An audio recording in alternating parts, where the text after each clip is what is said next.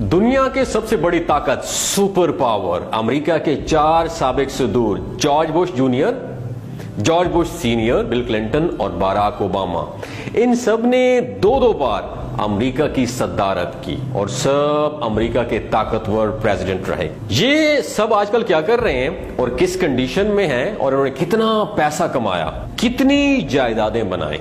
याद रखिए, George Bush senior का 2018 में इंतकाल हुआ। ज़राए आमदनी सिर्फ और सिर्फ पेंशन थी।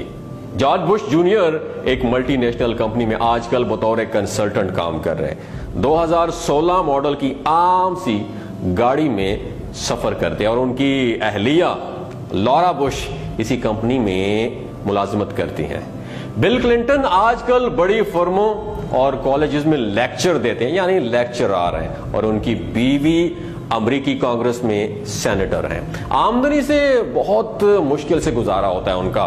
क्लिंटन आजकल माली परेशानियों का शिकार हैं। बराक ओबामा आजकल लेक्चरर हैं, उनकी बीवी मिशेल ओबामा एक कंपनी में मुलाजमत करती हैं और लोकल ट्रेन से आती जाती हैं और किराए के फ्लैट में रिहाइश पजीर है। और तो और उनकी एक बेटी एक कंपनी में बतौर कैशियर काम कर रही हैं। ये कैसी कौम के अफराद हैं दोस्तों, जो इतनी ताकतवर पोजीशन में रहने के बाद भी ना अपने लिए ना अपने बच्चों के लिए कुछ बना सके।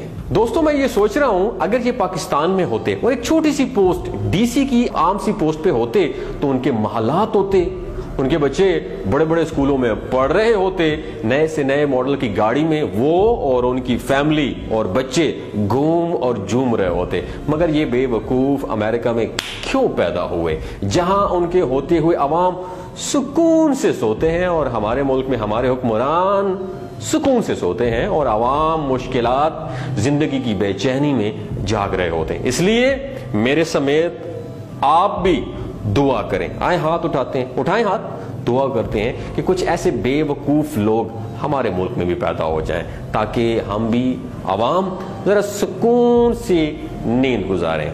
तो दोस्तों, अगर आपको ये मैसेज अच्छा लगा हो तो इस मैसेज को